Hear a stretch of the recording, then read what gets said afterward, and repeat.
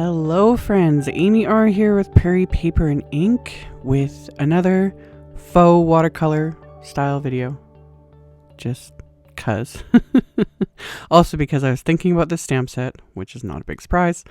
I've done many videos using this stamp set. It's one of my favorites. I will have a link at the end of this video to a playlist that I've done with all the videos using this Wildflowers stamp set from Simon Says Stamp because I can't stop using it. So after the couple recent videos doing my little like faux watercolor using the Pawsitively saturated inks, I was thinking about how this set would look with that. So I was like, best way to find out is to try it. So I have a piece of Canson XL watercolor paper in my MISTI, and then this big, I chose the bigger of the two images from the Wildflower set, and I chose Peony and Rose inks for the top portion, and then Sage and Pine inks, and inked up the stamp, stamped it, then I'm going to ink it up again. You don't necessarily have to double stamp or anything to do this little faux watercolor technique, but I wanted the image to be very saturated, and I say solid, but like it doesn't need to be perfect because once you splatter, you know, add the water and the splatter and everything, but I find it does help because it gives it a bit more intensity, plus it gives it a bit more ink to move around. So I inked up the stamp a second time with those same inks. And now I've got the image, which, again, even just this is really pretty. I was like, oh, but when you add the water, like, these are so water reactive. It's so fun. So I have my heat tool right beside me because these are very reactive. And then I just spray it with water and they just start to wick. And I can't even explain how neat the wicking is. Like, after it's dried, I can just sit there and stare at there's like layers of the wicking, all the fun stuff. Anyway, I use my heat tool to dry this. You don't need to dry it like crispy dry, as Tim Holtz says, but I use the heat tool to start drying it so that it does not continue to wick. Although you could do that too. You could try it, stamp the image, spray it, and leave it, walk away from it, see what happens, It's all about experimenting. You never know what kind of fun things you'll discover. But I wanted to dry it because I was liking where everything was going. You know what I mean? And then I also wanted mine completely dry because I want to add splatter. And if you add splatter on top of wet, like watercolor or something like this, you've started whatever it is, you won't get defined splatter. The splatter will just start to blend into whatever it's been put on top of if that is still wet. So if you want your splatter to be actually splatter, it needs to be dry first. So this time I'm going to use Perfect Pearl powder, and I mix that with a little bit of water just on my little palette, and I'm using my fan brush for this.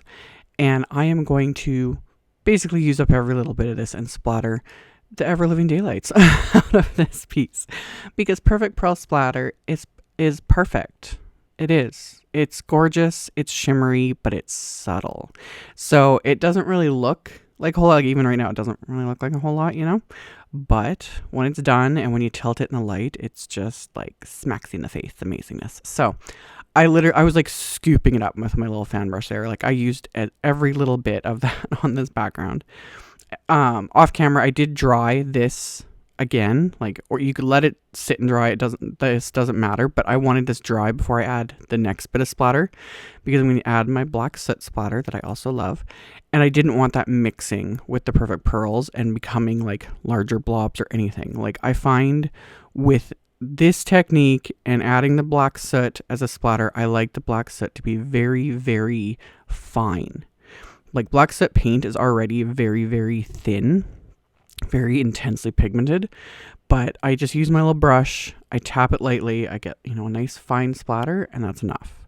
So I set that aside to dry. I made sure to wash my brush, my palette, everything, because distress paint is permanent when it dries, and especially the black soot, it'll stain everything.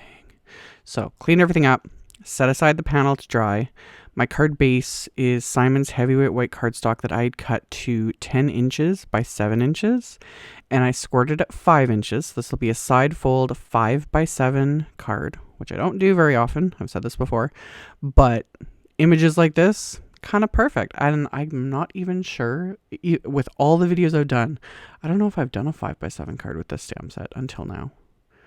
I can't even think. Someone will have to tell me if I have or not. I've got like a dozen videos using this set, but I'm like, I've done Slimline, I've done A2, but I'm not sure if I did a 5x7. But anyhow, I folded my card base inside out, put it back in my MISTI, and I inked up the stamp with the lightest colors of the ink trios. So this time I used Aspen and Carnation because I didn't want it to be too dark and intense on the inside of the card, but I wanted that, dual of color. So I did that, repositioned the card base on the inside of the card again, and I'm going to stamp a sentiment from the XL Greetings 3 stamp set. So I'm going to center that onto the inside of the card. And then this I'm going to ink up with VersaFine Clair Nocturne ink. So after I get this stamped, I can set aside the card base and let that dry because Nocturne ink does take a little while to dry.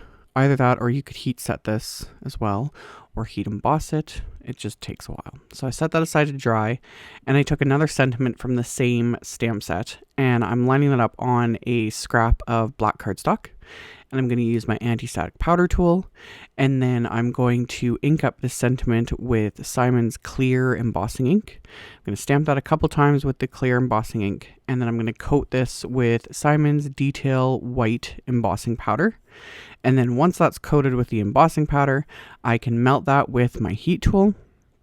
Once that's melted, there are coordinating wafer dies for that XL Greetings 3 stamp set. So I'm going to use the little rectangle wafer die that's meant for this sentiment, and I'm going to tape that in place with my washi tape so that I can die cut that sentiment. By now, my entire background is dry, like the splatter's dry, everything's good to go. So I'm going to trim this down because the original watercolor piece, like the paper was like 6x8 or something like that. So I trimmed this down to about 4.5 by 6.5, I think. And then I had a piece of black cardstock that was slightly larger because I wanted to mat this with that black cardstock. So after I had this panel trimmed down, I'm just going to adhere this to the black cardstock with craft tacky glue. Normally I would, if I wasn't going to use the black cardstock, I would probably just pop up this panel with foam tape and call it a day. But there was something about the black cardstock, I just thought it would frame it really nicely. So once that was adhered to the panel with the craft tacky glue, I'm going to adhere this to my card base, again, just using craft tacky glue. And then once that's adhered, my little sentiment there, I had backed that with some thin 3D black foam squares. You could also just die cut more scraps of cardstock. I just didn't happen to have any like sitting right here, and I had the pack of foam squares sitting right here. So I was like, oh, I'll use those. So got those, peeled off the backing, and then I used my little Simon T-square ruler to get this straight. I need to make a habit of using this more often because, getting things straight and lined up nowadays is getting more and more difficult for me. So T-square ruler to the rescue. And then that was it. I'm not going to add any bling or, die cuts, anything. I thought about it and it would be fine, but there was just something about the way this whole background turned out and that shimmery, perfect pearl splatter and just all of it. I was like, no, this is good. This is one of those few times I feel good about not adding 1,000,000 pounds of bling and die cut butterflies and shimmer vellum. And you guys know. And if you need a fix for that, watch my previous videos using this set because they've got it. So I'll have a link to that as well as always. I'll have a link below the video to my blog post, link to all the supplies I used. You can check that out below if you're interested. Thank you all so much for watching, and I'll see you all very soon in the next video. Bye.